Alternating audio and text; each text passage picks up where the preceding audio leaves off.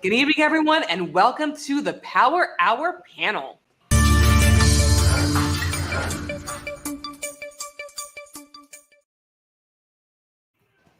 Good evening, everyone, and welcome to the Power Hour panel. We get together and we discuss current events that are happening across the globe and right here in this great nation as well. Now, there's a lot happening across the globe right now, and the majority of the Western world and Eastern Europe are believing that we are entering into some type of conflict, specifically entering into war. Now, Vladimir Putin has made a decree. On Monday, he signed a decree essentially recognizing two separatist regions in Ukraine as independent countries. And since he recognizes them as independent from Ukraine, he is stating that he is going to send troops in as a peacekeeping mission. Now, we're going to dive a little bit deeper into this, but Sean, what are your thoughts about the decree that Putin signed? Well, he's reviving something that the Western world doesn't talk about a lot, and that they believe there that the Ukrainians are part of the Russians, and that they're not different, and that's what he's selling to the Russian people. That that part of Russia, they speak Russian as well, and they are Russians at heart, and they want to be part of us. They want to be part of us. It's not like we're doing anything bad to them. Wade? So as much as this kills me to say, I think Putin made a very, very wise, strategic move. Now, when I say this, let me explain why. So we all seem to forget that Putin at one time was the head of the KGB. All right? You don't get to be the head of the KGB without being some sort of well-groomed strategist. All right? So let's think about this for a second. He now can load troops into two areas that he has an agreement with, load troops around the Ukraine because he's already got them in the Black Sea. Now he's got them on the Ukraine-Russian border, and he's got them in these two separatist groups. He's now set up to do a full-fledged invasion from all four sides, and it's not going to matter at that point. It'll be over before it even starts, unless we have people in place. Not only that, but because he's got these agreements with these two separatist groups, he now has troops in their territory. So when it's over with Ukraine, he just turns around and takes them over as well because he's already there. This was a brilliant move strategically. Don't agree with it, but it's a brilliant strategic move. Now, it's looking as though the United States is no longer looking to deal with this diplomatically. While they're putting sanctions in place, Biden is essentially calling this an invasion, almost calling it an act of war. So do you guys believe that by Putin doing this, that this is the beginning of the invasion of Ukraine? And do you think that sanctions are going to stop Russia from moving in? And Wade, we'll go to you first this time.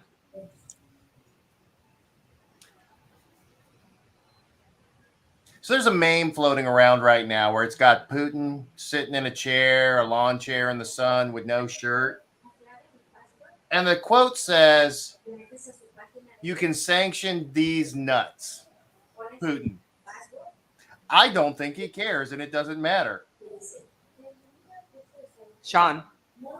The sanctions won't directly harm him. It will harm some individuals in Russia, some aspects of the Russian financial system, though there can be steep, which we didn't go to this time, steep use of their monetary, meaning that it could restrict the ruble purchasing power around the world, including all of Europe, which would be a bit of a wake-up call to the elites in Russia.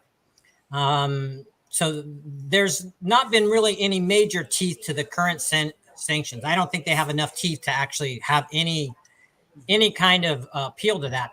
Not only that, in these breakout eastern regions, for years they've been in conflict, actually. So the military presence that Russia has there has been established there for quite a long time. What they lack is this. This is what they lack seriously. They lack the ability of air structure. So if they are able to quickly overtake without air support, right? That means ground support. Then it's going to be really rapid, like really fast. If air support comes in from NATO, we're headed for something long here. So at the moment, the U.S. has canceled diplomatic meetings with Russia, and Blinken has cited that this is the beginning of an invasion. Now, do you guys believe that the United States is going to put boots on the ground eventually? At the moment, the United States is still not committed to putting boots on the ground. But with the United States now calling this, again, they're now calling this the beginning of the invasion. Do you think the United States is going to put boots on the ground? Now, before I ask you guys that directly, we do have to go and look at what the president of Ukraine said. Now, he stated that he is looking for his allies to come in and help, and not just with words. So it looks as though Ukraine is calling for the Western world to come in with boots on the ground to help defend Ukraine. So do you guys think boots on the grounds are coming in the next several weeks? And Sean, we'll go to you first. I think we're headed for proxy war. So what I mean by proxy war is that Russia already has their proxies in the Eastern Division. Those are breakout proxies. They're being funded through Russia. They have the military infrastructure in place. I don't see U.S. people on the ground in Ukraine, though they will be in the other NATO. I see their potential a great increase in NATO countries surrounding it, Poland, that is right, which we're already seeing some movements, but are very light movements. I could see a lot bigger movements hitting into NATO countries. I don't see us going into Ukraine at all, but I would see us supporting a proxy in many different ways in the Ukraine itself. That means, supporting their infrastructure. I'm going to say again, the Ukrainian has no hope in a ground war. They cannot win a ground war. They have no infrastructure. They don't have a big enough military. They have no hope of winning a ground war with Russia. So we're really talking about who provides air support. If air support is going to be provided, that means missile support. We're giving them $650 million. That's what we last gave them. That's it's a little bit of, but it's in a geopolitical, it's not a lot of money geopolitically. But we didn't provide any air support with that, and neither has NATO. So if Russia says we want to put missiles into Kiev, there's nothing keeping those missiles from landing. Zero. Okay, so if they do a blitzkrieg of what you recall what Hitler did, or coming in with the ability to do large-scale missile strikes, they can easily take over the space and quickly. So I'm going to disagree with you there. I do think the United States is eventually going to have to put boots on the ground. I do think the United States is going to have to enter into this conflict militarily. And the reason being, I think this could lead to an all-out conflict in Europe. And if Europe does go through an all-out conflict with major European nations now fighting Russia, I think that the United States is going to have to get involved. I do think that we're heading in that direction. Right now, like Wade stated, I'm going to agree with Wade. The way that Putin is doing it is very, very strategic. He's doing it in a manner where, again, he's going under the guise of saying that it's peacekeeping.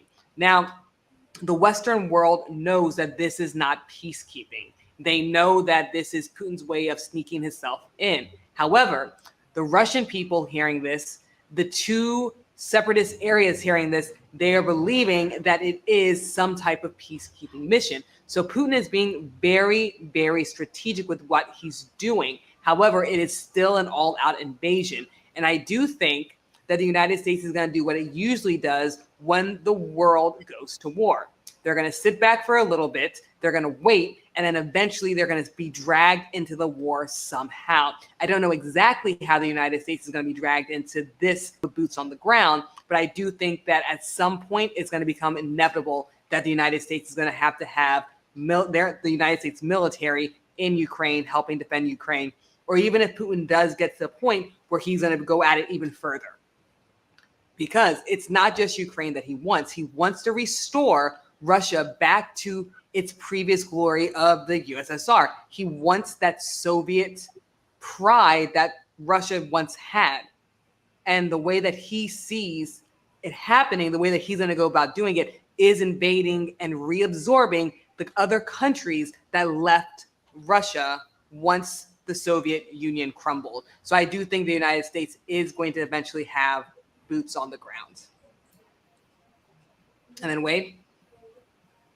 So let me run a scenario by you real quick. All right.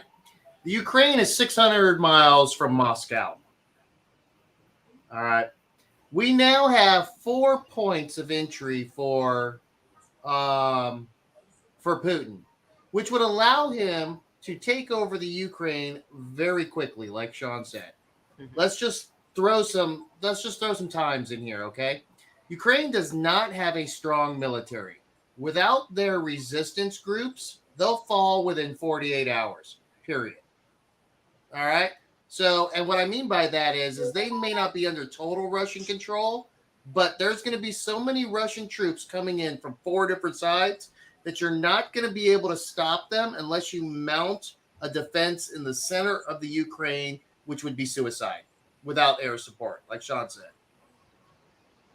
With that being said, there's no way that anybody can land troops in the Ukraine ready to go unless they're already there within 24 hours at such a level that it can stop the Russians in their tracks. Not push them back, just stop them. So they'll already be in the Ukraine.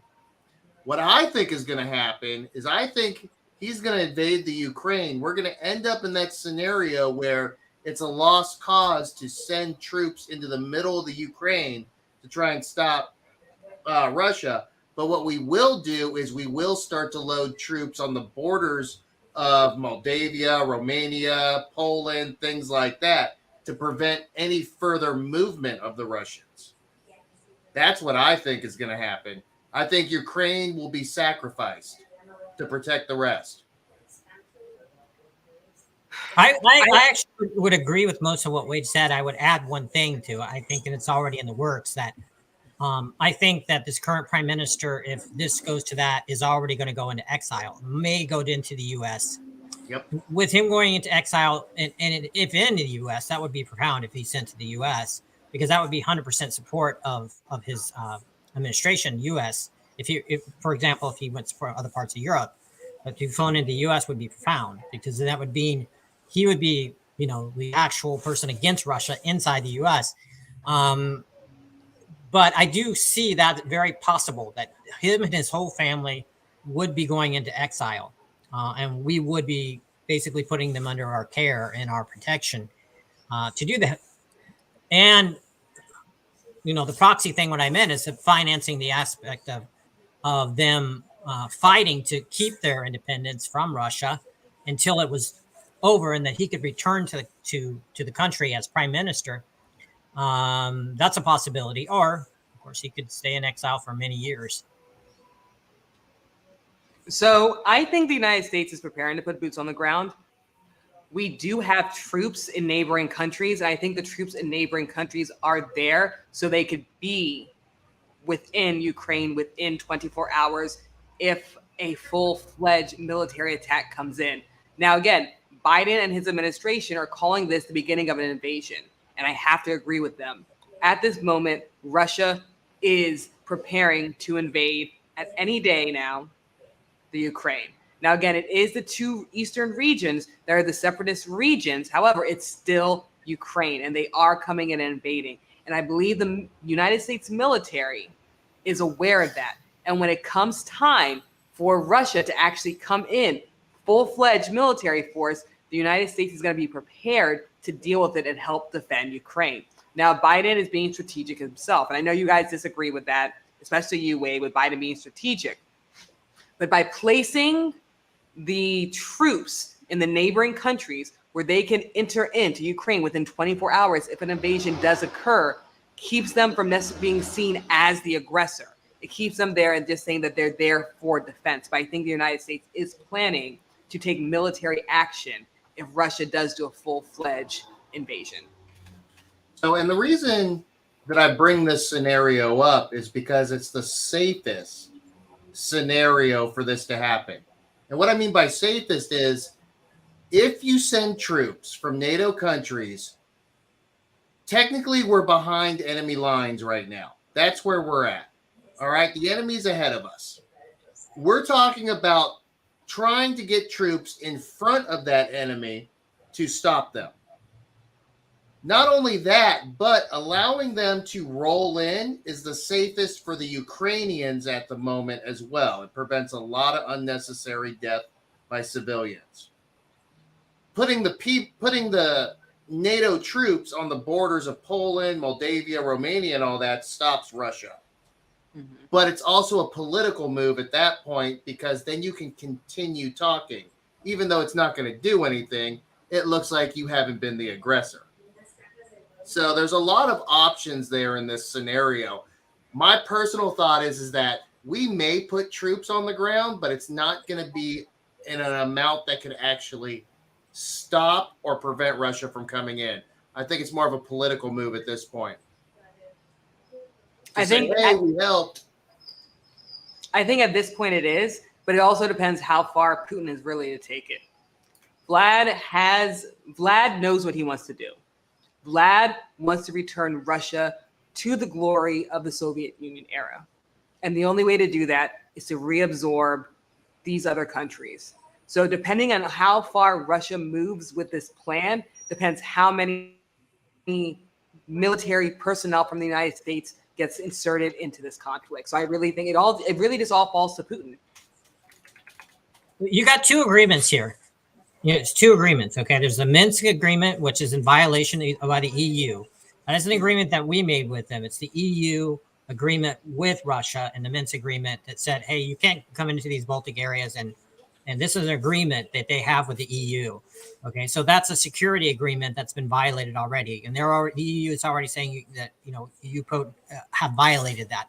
Then you have the NATO agreement. The NATO agreement, that activates us specifically. So if he does go, he's going into a non-NATO country, right? They do not have NATO protection, right? They're not part of that.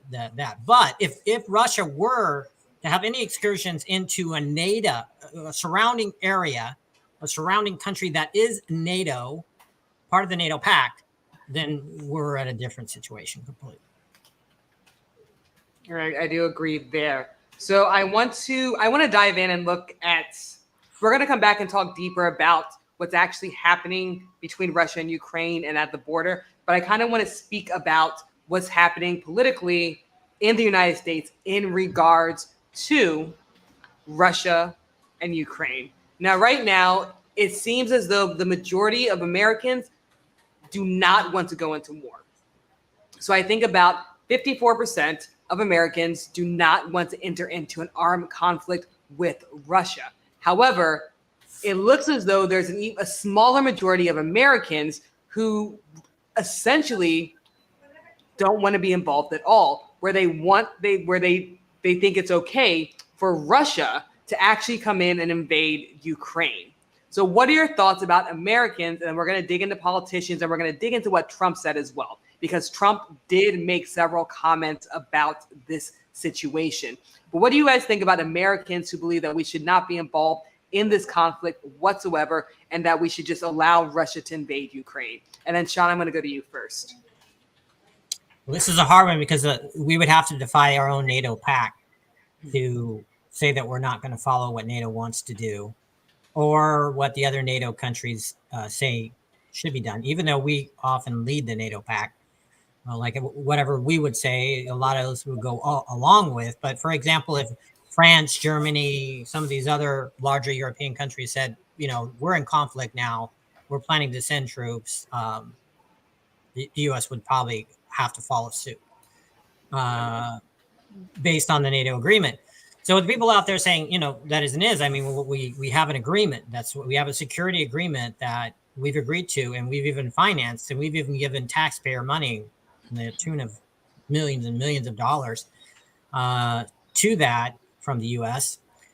I think often what we have, and I look at the previous president's reaction, and I kind of feel the same way as even a prior military person saying, why is it our problem, right? Why is this our problem? Why do we, the U.S., need to even be involved in this problem? It's really, between Ukraine and Russia. It gets into these really touchy geopolitical issues. And these geopolitical issues have a lot to do with more than just war. They have a lot to do with natural resources and energy sources and how energy moves around the world and in Europe and ours.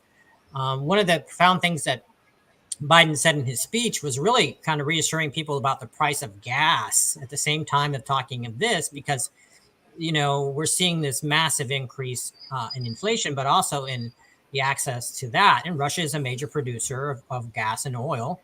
So is Ukraine, on the level of Russia. So it could affect supply in the world. And we could be looking at $6 or $7 or $8, prices of gas.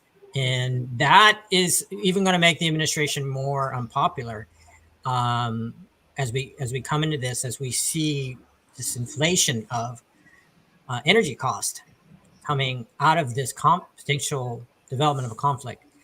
So what I would say to the people that say, I'm kind of like, yeah, I agree. It's not our problem. It's not. But in the end, it will become our problem. It's kind of like what you said. There was a flu in China. And there was something that happened in China, and now it affected the entire world. Well, that's kind of like that's a war flu. I mean, it could spread. It could spread. It could. I definitely think it is going to spread. So I want to talk about what Trump said. So Trump went on a podcast today, and he essentially sang Putin's praises. Now, we do know that former President Trump and Putin have been on friendly terms. Now, Trump said that Putin was savvy, and I do have to agree with him on that point. I'm not going to agree with Trump on anything else, but the way that Putin has decided to invade Ukraine is very savvy. It's a smart way to do it. I do not agree with the invasion, however. However, this is what former President Trump said. I know Putin very well. I got along with him great. He liked me. I liked him. I mean, he's a tough cookie, got a lot of charm and a lot of pride. But the way he loves his country, he loves his country. And then he also continued and he said that he'd rather see Biden protect our southern border rather than go into Ukraine. And he also continued on and says, how smart is that? And he's going to go in and be a peacekeeper. So again, this is what former President Trump was saying about it. Again, I was just reading quotes. I know it wasn't too coherent, but essentially he's saying he doesn't believe that Biden should send in any military aid, that he should instead focus on the southern border. And then he continued to sing Putin's praises and basically saying, let Putin do what Putin does. So Wade, I'll go to you first. What are your thoughts about former President Trump's comments on Putin and what Putin is doing? Unpopular opinion of the day. I truly believe with the relationship that Trump has with Putin, that if Trump was president right now, he would have been able to squash this with Putin. Not because he's a better president, but because of his relationship with him, and he has a mutual respect for each other, or what perceived as a mutual respect for each other. I believe that the reason Putin is doing this right now is because he perceives Biden as weak. I wholeheartedly disagree with you. And I'm going to tell you why. And I was waiting for us to disagree. First disagreement of the evening, and then I'll let Sean say his opinion. I believe that if Trump was president, at this moment, we would have pulled out of NATO, and Trump would have supported Putin. He would have supported Vlad with any type of invasion that Vlad wanted to do. Vladimir Putin is looking to rebuild the Soviet Union. And Trump, since he is a supporter and a fan of Putin and his dictator style, he would have supported it. We would have pulled out of NATO, which would have been a huge mistake. And then we would have, not only would we have allowed it, but I feel like Trump would have supported him somehow. So I wholeheartedly disagree with you. I think the situation would have been severely worse. And even with these lighthearted comments that Trump is making now about what's going on, I that's what I think would have happened. So that's just my 2 cents. And your 2 cents is a valid scenario. At the same time, you've also just validated his relationship with the Vlad, which, by the way, I hate that. Hate that. That's almost as bad as moist. All right. So, but I think his relationship with Vladimir could have been used in the right way to end this.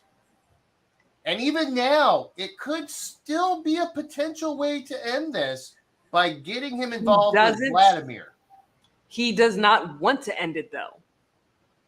His solution is to let Vlad do what Vlad does.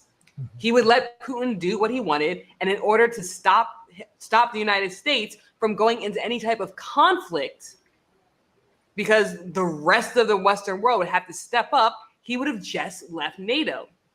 He was adamant about leaving NATO back when we were in peaceful times. When he was president, he was very adamant about his feelings towards NATO. He does not like NATO. He does not support NATO, and he wants to pull out of NATO. And this would have been his excuse to pull out of NATO because he supports Putin and whatever Putin does. But let's go ahead and go to Sean next. Well, there's a lot of history even before the former president was in office on this. So you have Crimea, right? You have the history of what happened with Crimea. Now Putin is saying that Crimea should be part of Russia. He's formally saying that. And we had a different reaction to that. Like, we put sanctions in place and that during that time, but that was wasn't successful in that way either.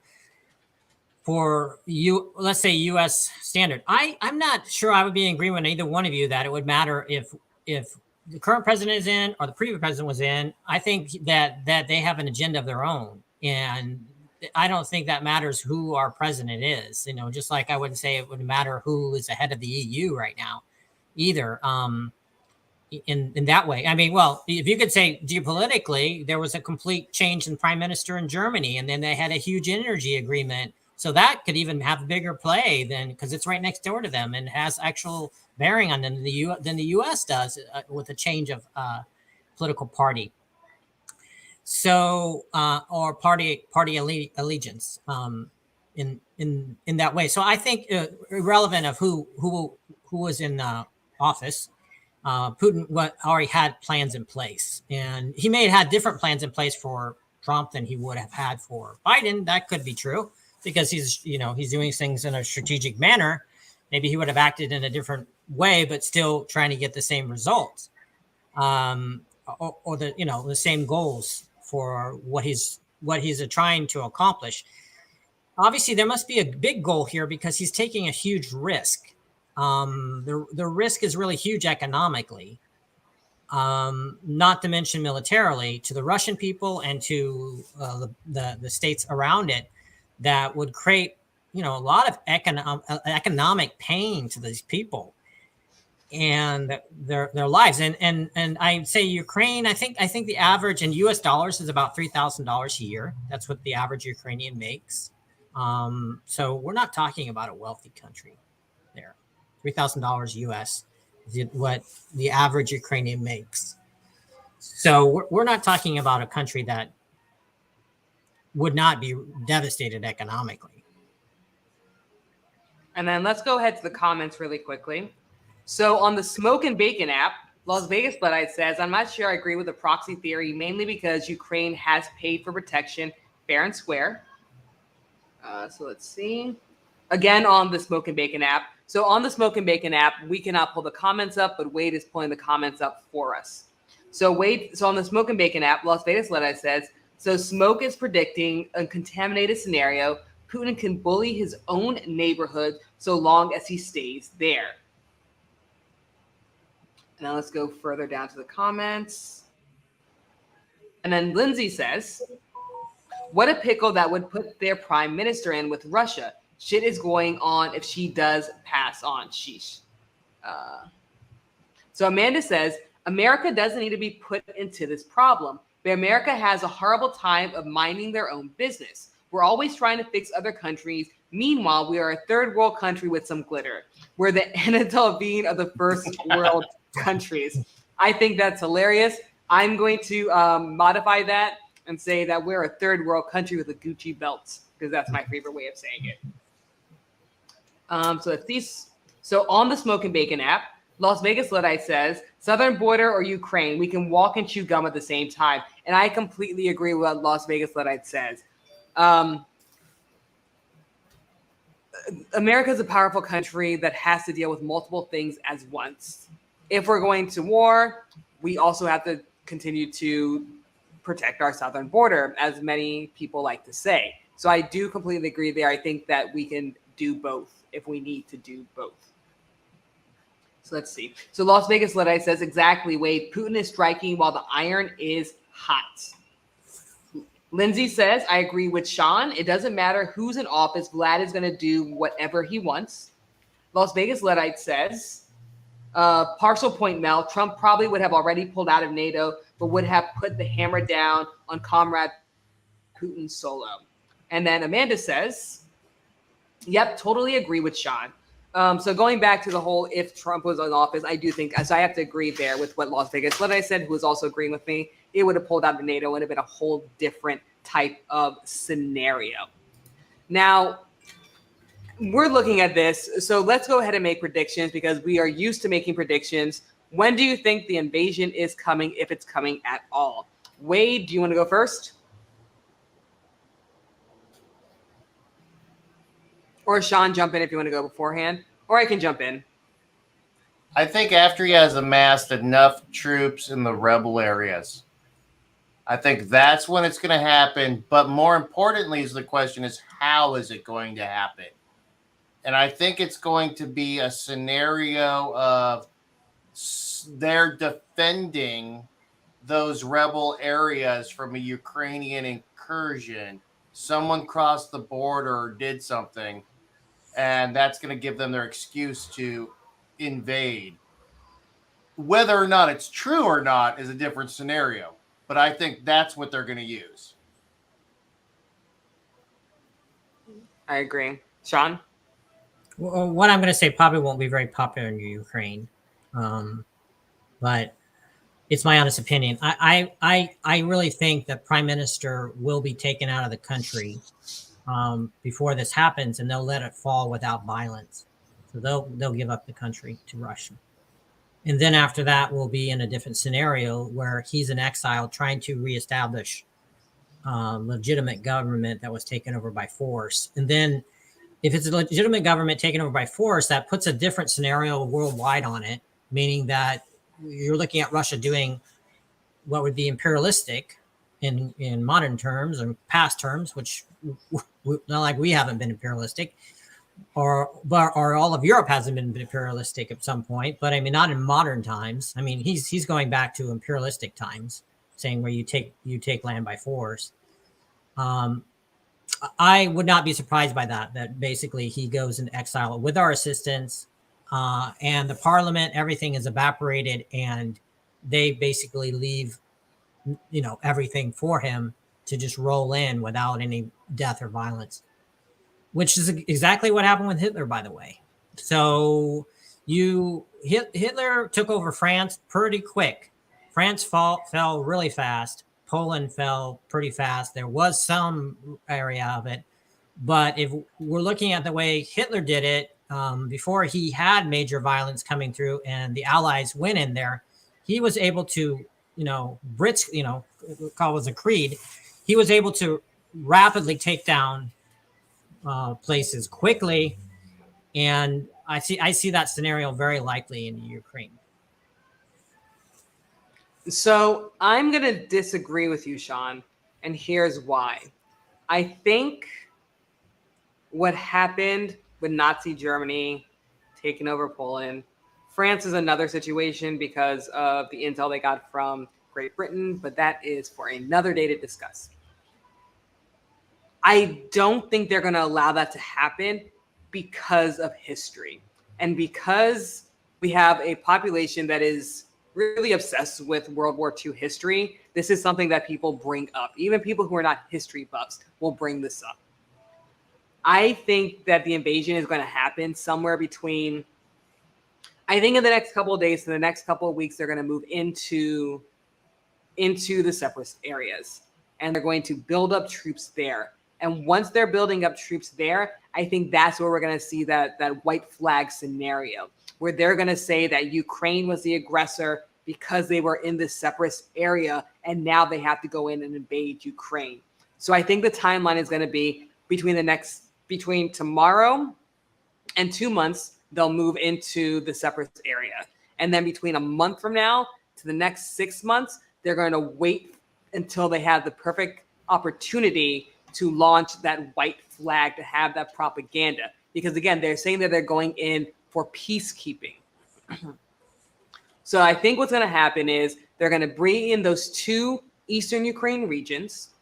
They're going to say they're doing some type of peacekeeping mission. They're going to build the bases there, and the bases are going to be very strategic for attacking Ukraine. Somewhere while they're building these bases, they're going to run a propaganda, and they're going to have that white flag scenario, and then they're going to already have troops within Ukraine, and they're going to push into the capital. I think that's what's going to happen. I think we're going to see that within 6 months. I'd be very surprised if it didn't happen within 6 months. So anywhere between tomorrow and 6 months. But between tomorrow and 2 months, I think we're going to see the troops moving into the separatist area.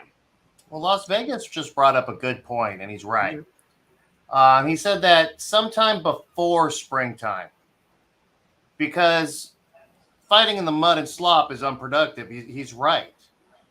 They'll either do it while the ground is still hard, or they'll wait for it to harden again, which will be summer, fall. Jumping in the spring, just stick them in the mud. That they're not going to get anything productive that way. I just don't see modern warfare as on the ground anymore. I just don't. I see it basically through the drone warfare as well as through air support warfare. And that alone can collapse Kiev. You don't need physical troops in Kiev to collapse Kiev. You could blow up the parliament right now. I mean, you don't need it. You don't need it. I disagree with you. You don't need it, but you need it to hold it. Well, if you blow it up, they just show up because they're all going to abandon it. That's what I'm saying. They'll abandon the capital. He'll be taken out of the capital, go into exile, right? And then you'll see major airstrikes. If the major airstrikes come in from Russia, then you'll see ranks of the Ukrainian army defecting. Well, remember, Again, I'm going to disagree. I'm going to disagree. Known for taking out their political foes. Let's look at the Romanovs.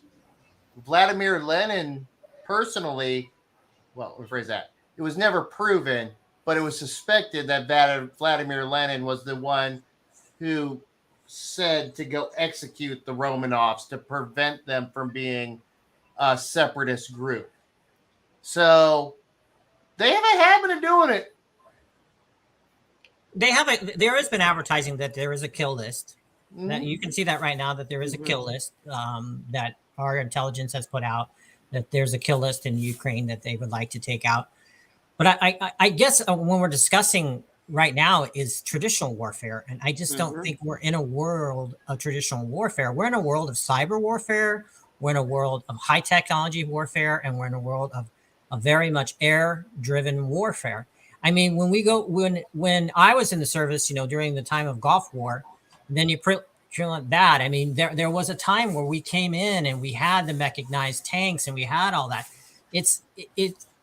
They're building up a traditional space there, right, with it.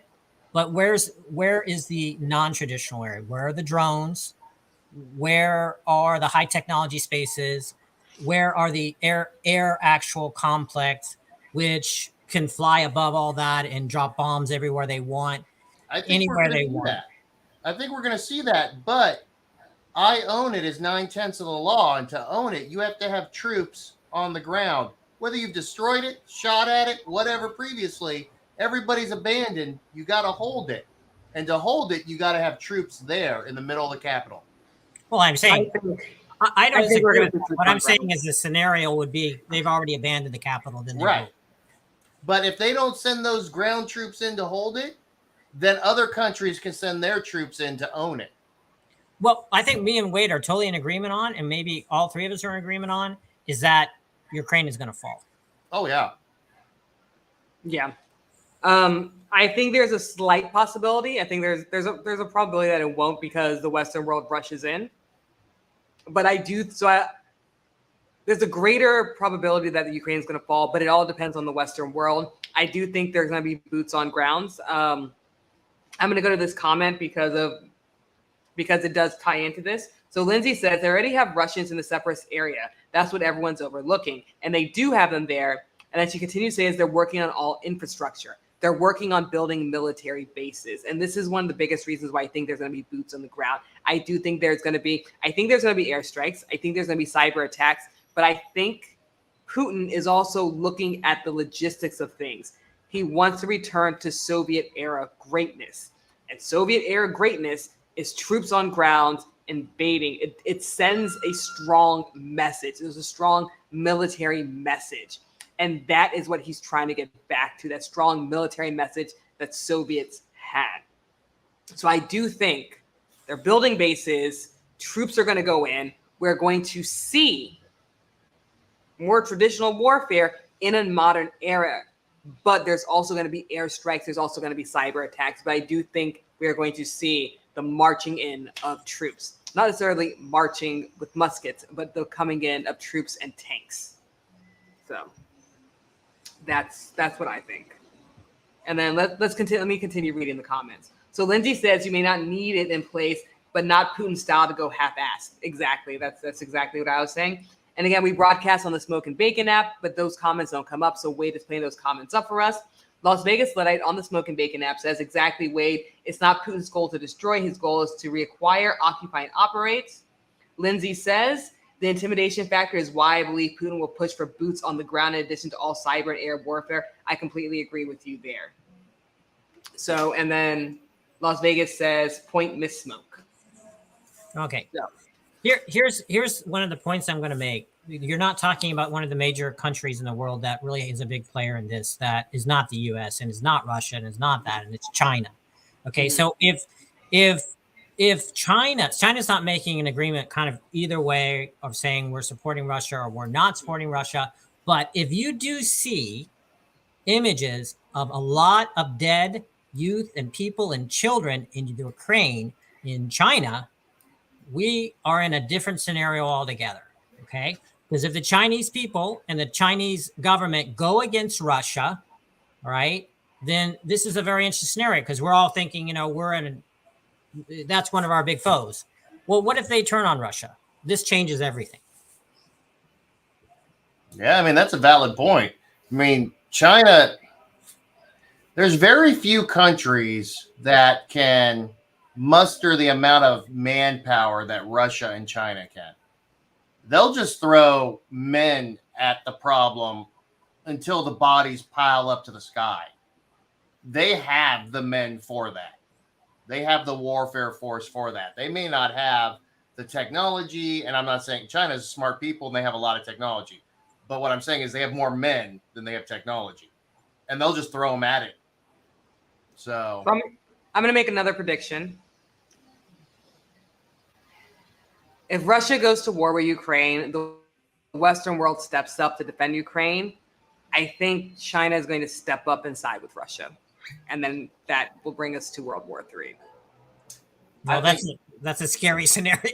Yeah, It's a very scary scenario because Russia's 10-1 to us, manpower wise. Yeah, they're not comparable to us. No, and then you have to figure in North Korea. North Korea will automatically side with China, and they're small. Don't get me wrong, but you've created a snowball effect now. Now you've got the Taliban that are siding with North Korea, siding with Russia.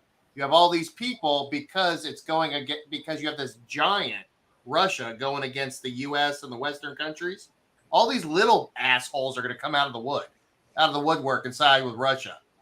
It's just going to be a snowball effect. So I'm going to go to this comment. So Lindsay says they've been involved. I've called their involvement for weeks. Lindsay says I called that for weeks ago. Mel, LO, my prediction. It's our prediction because I've been calling that for weeks too. So I'll call that our prediction. And then Lindsay is laughing there. So we're going to go ahead and jump into the next topic. Does anyone have any last points they want to make about this Russia-Ukraine? Because we'll be talking about this for weeks. This is not going away. We should put up a points board like a Super Bowl, point spread or something, and just choose dates on the calendar of when the. I am not going on air publicly to announce the date that we're going to war. If you talk about cancel culture, so okay, we just put up a calendar. I got Saturday. Wade's trying to get us canceled, but it's okay. We'll cut this from the recorded version. So let's jump into Trump's new social media site. So Trump has launched Truth Social. It went live. I know we spoke briefly about this last week, like very briefly, because we were talking about how it was supposed to go live in March and all this other things in the beta testing, but it officially went live on the Apple App Store. Now, there are many different opinions about this. Now, if you want to go ahead and sign up for Truth Social, you're going to have a hard time because they were not able to deal with the amount of people that ran and signed up for this. So at the time, there's currently a wait list, even though it is live on the app. Now, many people are saying many different things. Now, again, we all know that Trump was kicked off of many social media sites, including Twitter for a permanent ban and Facebook for temporary bans because of his rhetoric surrounding January 6th. They're saying that his rhetoric calls for violence.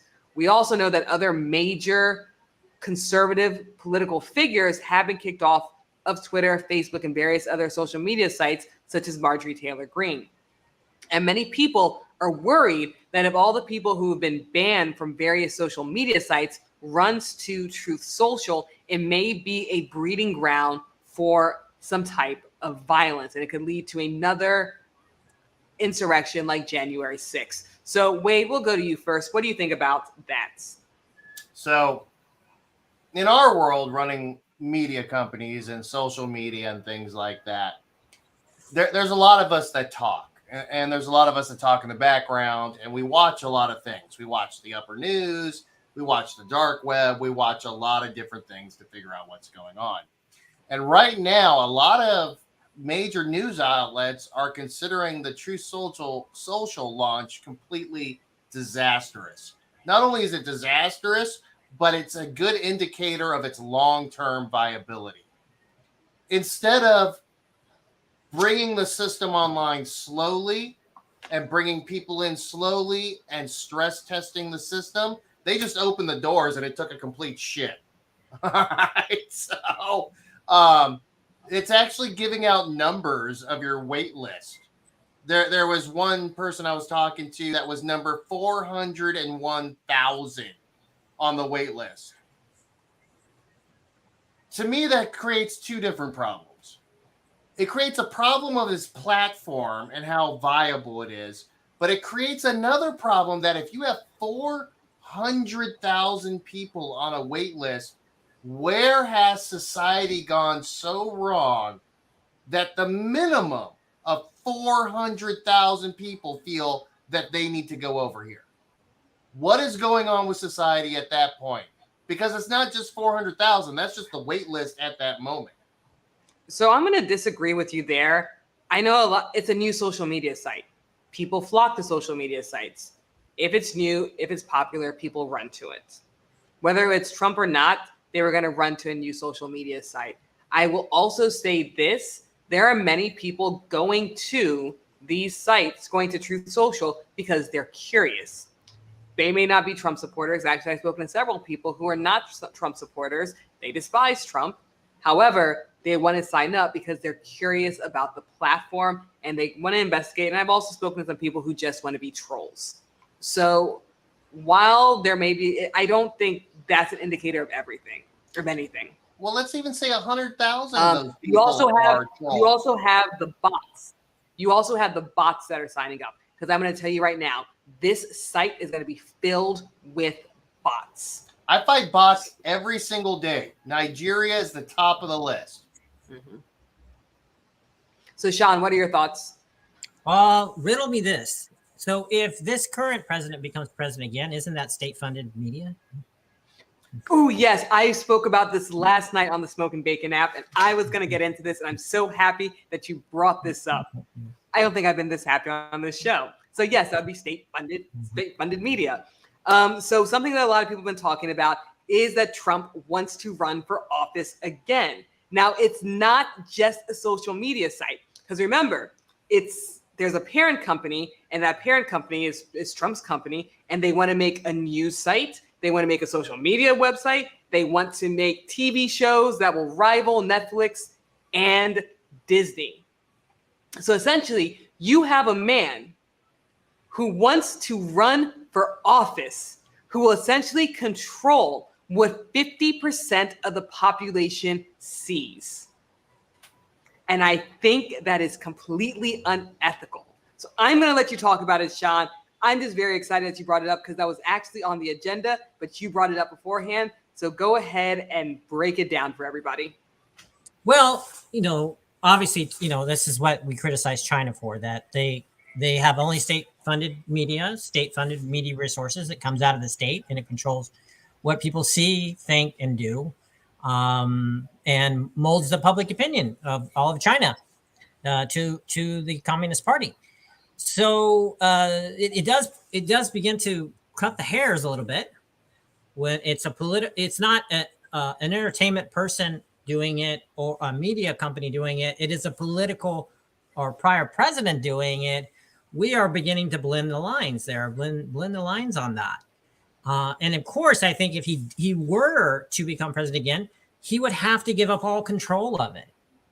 Just like he would have to give control to his kids or control to somebody else. So he could not control the media outlet if successful, how successful or not, if becomes president again, would have to relinquish all control of it. So if that were the case, then maybe you can see the reason of the creation of it. And the reason of the creation of it is more about brand development and assisting as a political process to help other people be elected and other agendas that follow into his agenda and help that agenda remold the party, because he cannot own it if he becomes president again. So he cannot benefit from it, which begs the question why. So let me run a scenario by you both real quick. Let's assume for a moment that they actually accomplish what they're saying, where they have a free and unbiased social media. You and I both know that's not going to happen. But let's assume for a minute in this scenario that they actually accomplish it. What then? I can't even imagine it being accomplished because not even our own companies have done that. So this is what I'm going to say. Hard one for me to imagine. Yeah. If Trump left the presidency and started this, I would say that it's going to fail, but I wouldn't care so much. But because he has stated that he wants to run for office again, and he is going to run for office again, this opens the door for a lot of dangerous things. First off, the amount of data that we give to social media companies is unfathomable. Not mine. Just for clarification, not mine. The amount of data that we give to companies is unfathomable. And I'm going to tell you, even if you think that you are protecting and blocking your data, they are still getting data from all the people that are connected to you, and they can get the data points about you through the people that you are actually connected to. Now, when the Trump campaign initially ran for office during that first election, they hired the consulting firm Cambridge Analytica to get the data points that they needed. Now, Cambridge Analytica was a third-party company that got the data points from Facebook. Now, with Truth Social, they will be able to cut out all of the middlemen. Now, we do know that Facebook and Cambridge Analytica were put to shame. They were essentially put to shame, and everyone viewed what they did as being essentially unethical. But now you have the ability to cut out Cambridge Analytica. You have the ability to cut out Facebook. And now you have all the data points that you need. Now, I know people have been going back and forth with me on the various shows that I've been on, speaking about it's only going to be for the conservative base, because it's probably just conservative base who are signing up for Truth Social. And that is not the case. We even look at Fox News. 37% of Democrats watch Fox News. Democrats, moderates, centrists, they're all going to sign up for Truth Social, even if it's out of pure curiosity. And we're seeing that there is a huge rush to the app, which then means that the Trump campaign is going to have all these data informations, and they're going to use this data in order to target people towards their campaign, and they're probably going to do it in unscrupulous ways. Now, that's one issue that I have with Truth Social. The next issue I have is with the state-run media. Trump creates this company. He has a couple years to grow it. Even if Truth Social doesn't take off, that's not their main point. They have a lot of different ideas. Again, with news, which I think the news is going to work wonderfully for them, with the movies, with the TV shows. And I saw Lindsay's comment, and yes, Wade was one who brought up the concept of the media company. He showed us last week. Trump is going to build up this media company, and not everything is going to stick. We may see Truth Social crumble, but between all the other types of media that he's trying to build, something is going to stick. You guys ever heard the joke about Google that they think that the developers just, throw things on the wall and sees what sticks and that's what they make? It's going to be the same thing with this media company that Trump has created. They're going to keep throwing things, sees what sticks, and that's what they're going to stick with. And they're going to be able to pull in 50% of the population, and 50% of the population in America is going to watch this news broadcast. They're going to be on Truth Social. They're going to watch the movies that they put out, and they're going to be able to control exactly what that population is seeing, and they'll be able to mold their minds in a particular way, and they'll be able to run a lot of propaganda. Now, we speak about if Trump is reelected, he's going to have to relinquish control of the company. It doesn't matter if he relinquishes control. He is still going to be the one in control. Whether he puts one of his closest advisors in the position or whether he puts one of his children in the position, it's still going to be his company, and they're going to continue to go after his vision. Now, the leaders of the company, if Trump is reelected, are going to continue to push the propaganda that they want to push. And it will essentially be a state-run media company. So I think there's going to be a lot of gray areas, and I think those gray areas are going to turn dark very quickly. Because again, we saw the same thing with Trump's companies. He gave it to his kids. He was still the one in charge at the end of the day. So there we go. You guys can respond to what I was saying that way. So I'll go with Sean first. Thoughts on the monologue that I just ran off with? Well, it reminds me of Orwellian things, the way you discussed it. And the Orwellian things is the same, I think, concern we have with the use of DNA and medical data. I see a similar concern with that. Like people say, oh, well, I may be, no, I don't want to know what my whole family's genealogy died of or what I'm susceptible of. And others people say, yeah, I'd like to know. And I'd like to give that over to my medical data and my doctors and everybody so that I could prevent what eventually might happen to me. I see the same thing with this other one, the kind of an Orwellian use of data. But unfortunately, we actually have this already happening right now in social spaces where we are readily giving away our data and selling our data readily. He's making an extension of it, but he's taking it to an extreme. You have to remember that, there's people from Congress already left to join his company. So they were Congress people. So that means they have privileged information. So if we have privilege, it's just the same problem I see with insider trading among people that are in Congress. If they have insider information, whether or not to sell off trade or buy stocks, I see the same problem with this scenario where if they hold all this data of people, but they have special knowledge or unique knowledge they were given because they held a position in government, this really gets into really complex issues, Orwellian issues. Wade? All right, you ready? Tinfoil hat time. What if this is the greatest marketing scheme ever? Now, follow me on this. How does Truth Social make money? By selling ads, right? Advertising space, selling to all these people. We know Trump can polarize the country. We know people are going to flock to Truth Social. And the more people that are on Truth Social to see what's going on, or bots, or interested, or following him, especially during his political campaign, because it can't be shut down, the more views of those ads, which means the more money they make. So whether he wins or he doesn't, just being the polarizing individual he is enough to make him billions of dollars in this.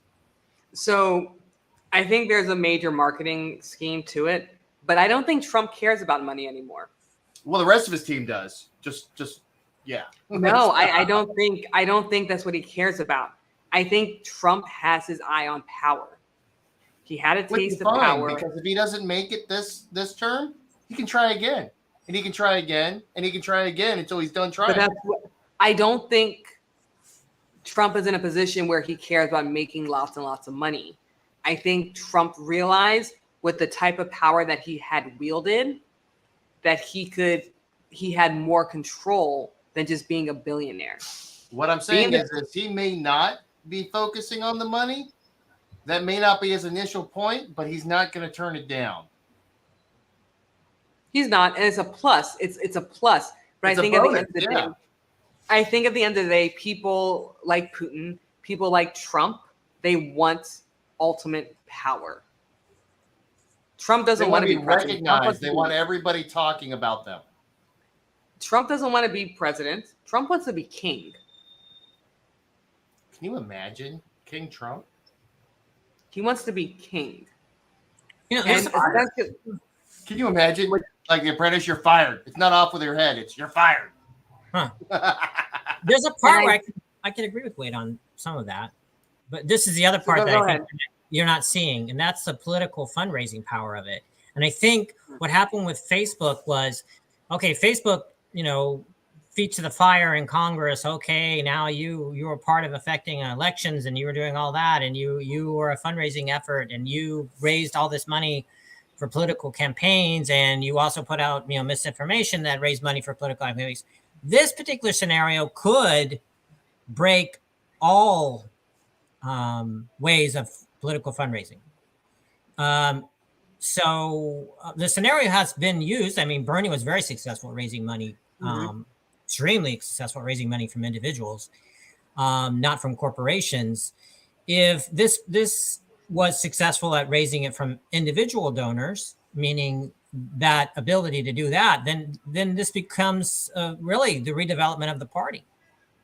Because I mean, how does the party get funded? Wade makes a legitimate point in the sense of this: both parties do have to have a lot of money. Okay, I mean, we're in a society that our political process is flush with money. It's really just flush with the ability to fundraise huge amounts of money from people that sometimes can't even afford it, but making $30,000 a year and say they're passionate. So they give $5 to their political person, because they're passionate about some issue that they like the border issue. Okay, I only make $25,000 a year, but I'm passionate about that. I'll give you $10. I'll do that. But I mean, I do see this as an ability to really change and modify political fundraising. So if you talk about it monetarily like that, I agree with you. They need money for the campaign. I'm going to disagree with Wade with money for his own pockets. So I think that's where I disagree with it. But again, Let I me think ask you a question. If you got a platform that you own that you can't shut down and everybody loves you, and you say donate can't shut it $10 an hour, donate $10 to my political campaign, what's going to happen? it's going to go to the political campaign, but it can't be shut down. So that's the thing. We didn't talk about it. We're not going to get into it tonight about It can they have only to be follow kicked. Apple. Well, hold on. It can only be kicked off of Apple and Google. It can't be shut down, and here's why. Because it just happens to be, and I'd like to think he took a page out of my book, because his servers are at the same place my servers are, which is a completely independent server farm. Yeah. It's not controlled by Amazon, Apple, or anybody else. So just like all those other apps that can't get on Apple and Google, you can still live. But it's harder. It's harder. But let's go ahead and go to the comments, and then we're going to talk about the last subject very, very briefly. So Lindsay says, I think Truth Social will flop as bigger than Apprentice did. Lindsay says this makes him almost no better than Putin. I think they're the same side of the same coin. I think they're. Ooh. Amanda says he is at least going to oversee it so that it's to his standards. Trump has certain things he wants perceived correctly. Yes, he's very, very adamant about being perceived in a certain way. Las Vegas Luddite from the Smoke and Bacon app says, remember Hillary's war room? That's just one example of political figures using market research to target specific segments of the population. I agree it's a very dangerous tool, but it seems like it's the only issue because it's Trump. TLDR, Orange Man bad again. I disagree. I think the biggest issue, because again, when the whole scandal broke out with Cambridge Analytica and Facebook, it wasn't directly tied to Trump. It was the manner that they were getting the data, that the population didn't know they were getting that data that way, and how they were using the data. So again, when Cambridge Analytica went through that whole process with Congress, when they were going through all these hearings and whatnot, it wasn't because of Trump. It was because of what Cambridge Analytica was doing. And actually, during that whole campaign, you heard a lot. You didn't hear much about Trump during the hearings and stuff. It was really focused in on Facebook and Cambridge Analytica. So I don't think it has anything to do with it being Trump, like Las Vegas Luddite says from the Smoke and Bacon app. I do think it has everything to do with people wanting to keep their data and people not realizing how companies are using their data. Lindsay says, Aurelian, I agree with that. Las Vegas Luddite from the Smoke and Bacon app says, I don't think Trump actually thought he would win the first time. He was only pumping Trump and somehow fucked up and actually won. I actually agree with that. Lindsay says, oh, stop it, Wade. No King BS. Lindsay also says, Trump has a field day making everyone look like a fool, whether he makes money or not. He reminds me of a cult leader of the past with God complexes. And then Las Vegas Luddite says, I disagree with Mel's king comment. Trump doesn't want to be king. He wants to be paid to be kingmaker. We're going to have to disagree on that. I think that's a valid point. He wants to be the man that kings other men. He's the rebrander of the party. Oh my gosh, I hate using this term. And I hate people who make diagnoses about people when they haven't actually sat down and had the ability. However, I'm going to use this term. And again, I hate that I have to use this term. I think Trump is actually a raging narcissist, and he has to be the most important person in the room. And the most important person in the room is king. While he can have people under him who rise to power, they still have to be under him. So I do wholeheartedly believe that Trump wants to be king. He wants to be a dictator. He wants to be like Putin. He sees the power that Putin wields, and he wants that power in the West. So I see. Can you imagine if Trump was like 20 years old today? I mean, Instagram photos with a duck face. I mean, think about it. So I'm going to say this, like, if we talk about true narcissists, there's a lot of narcissists, like true diagnosed with narcissistic personality disorder. They're not on social media. I actually know a few of them. They avoid social media because I think our concept of what a narcissist is very media driven. Because again, there are some narcissists that like social media, but there are a lot of narcissists who do not adhere to social media because they can't control the way that people perceive them. They can't control the message because things kind of grow too quickly, and their means of manipulation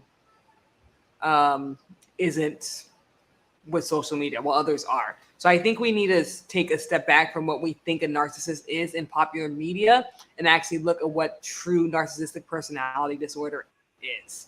You don't think do I think Trump would be being online? younger would be sitting on a beach in a Speedo, blazing Cheeto orange, taking photos, saying, "Look at me"?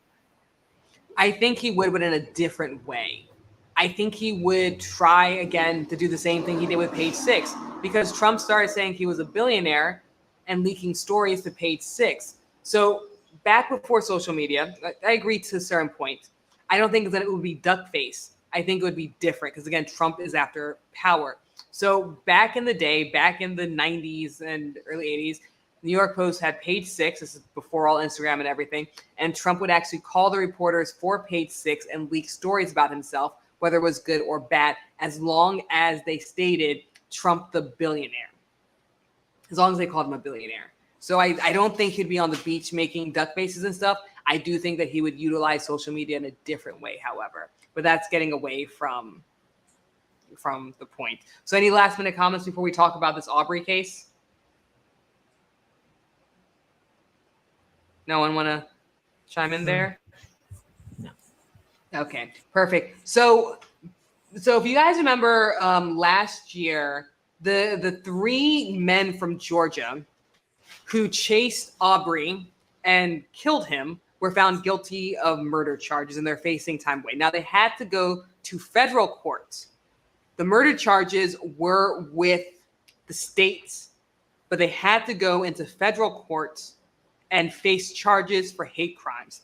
This week, they were found guilty of committing a hate crime with the murder of Aubrey in Georgia. And for those of you who don't remember the case, Aubrey was jogging and the three men chased him because they assumed that he was robbing or breaking into a construction site, when in all actuality, he wasn't. So they chased him down. They tried to detain him. When they couldn't detain him, they killed him. So what are your thoughts about the hate crime, about these men being found guilty of the hate crime after they were already found guilty of murder on the state level? And then Sean, we'll go to you first. I'll give a quote from Gandhi. And Gandhi said, "We think it's hate, but it's really ignorance." So, at the core of what we look at, the why people just would kill people because they don't understand them or don't relate to them, or they fear them, or they have all those other things, is because they don't know them and they've been taught to believe that way. Maybe from even a young age, maybe from their parents, maybe before them. By even putting these people to death would not change that sickness in our society. It wouldn't change it. So I think it's horrible what they've done, but I think they've done it because they're ignorant people. I agree. Wade? I can't say what I believe because the last time I said it, I ended up in Facebook jail. But it has to do with a Clint Eastwood movie and and the ability to throw a rope over something. So I'll comment on this case. I think it was important that they did go for the federal charges as well for several reasons. They were found guilty of murder, and they're essentially facing life in prison. I think one person is facing 30 years with the possibility of parole, but there's still appeals. There's still all these other things that could potentially get them out. I think with the federal case, with the hate crime, it assures that they will spend the rest of their life in jail. So if let's say they do appeal and they do win the appeal, which is not likely, they would still have to face life in prison for the hate crime. I also think that we do need to utilize the statute of the law. We do need to utilize the laws for hate crimes and let people know that it's not okay and that we still recognize that there's hate in the world. They did this because Aubrey was a black man jogging and they couldn't believe that a black man was just jogging. It was filled with hate. It was filled with racism. It was filled with ignorance. And I think it was appropriate. I don't think it was overkill. I think people were saying that they believe that it was overkill. I think it was appropriate. What they did was 100% a hate crime, because if that had been a young white man jogging, I can say for certain, and none of you guys can change my mind, that white man would have still been alive today. So that is my 2 cents. They should not be given the opportunity to even pass on the ignorance that is in their brain via verbal conversation. Mm-hmm. I agree. So I want to go back to this narcissistic trait that you pulled up. Did you get that from the DSM manual? Mayo Clinic. I like going to the Mayo Clinic because it seems to disagree with you a lot. So I'll go there. Okay. So I know you went to the Mayo Clinic, but I do. So when it comes to actual psychological disorders, I go straight to DSM, the Bible of psychology. So. Well, first you have to know it exists to be able to go to it. So basically, in order to, in the United States, and this is only for the United States because different countries have their own, in order to be diagnosed officially with something, it has to basically come from the DSM. So it's basically, do you meet these criteria? If you meet the majority of this criteria, then you have this disorder. So for you to be bipolar, you have to meet this actual criteria in order for you to have not narcissistic traits, right? Because a lot of what you're listing is narcissistic traits, but I'm talking about true narcissistic personality disorder. And there is a difference. So you can have narcissistic traits. There can be people who are not narcissists who have narcissistic traits. However, to be diagnosed with the personality disorder, you have to meet certain criteria from the DSM. So. I mean, I'm cool with that. Whatever you just said, I'm cool with it. But regardless, I like Trump. But at the same time, tell me that Trump does not fit a bunch of these. Grandiose sense of self-importance. Preoccupation with fantasies of unlimited success. Power brilliance. The belief that they are special and unique and can only be understood by or should associate with other special or high status people. Tell me he's not checking the boxes. I like the guy, but tell me he's not checking the boxes. Like I said, I don't like to diagnose people via the interwebs. However, according to the Mayo Clinic with narcissistic traits, and even with the criteria for the DSM, I can see why people will say that they believe that he is a true narcissist who suffers from narcissistic personality disorder. I can understand, but again, I'm not gonna backseat. You conceded to understand. I'm okay with that. So let's go ahead and go to these comments. So Lindsay says 100% Sean. Las Vegas Luddite from the Smoke and Bacon app says, Mel, you get no argument on this one. Perfect. We agree tonight. Lindsay says, Jesus Wade. Amanda says, agree, Mel. Lindsay says she's not disagreeing with you, but she ain't a doctor, dummy. No. Wait a minute. So, guys, that has been our show this evening. Thank you guys so much for tuning in. We come live every single Tuesday evening to talk to you guys about current events that are happening across the globe and right here in our great nation. What'd you say, Wade? I said Amanda's right. Oh, let me go to this comment. If they need a definition of narcissist, they can use Kanye. I mean, look, I ain't gonna tell you you're wrong, Mel, but Kanye should have won this. All right, I'm just saying. Like I said, I am not gonna be a backdoor psychologist.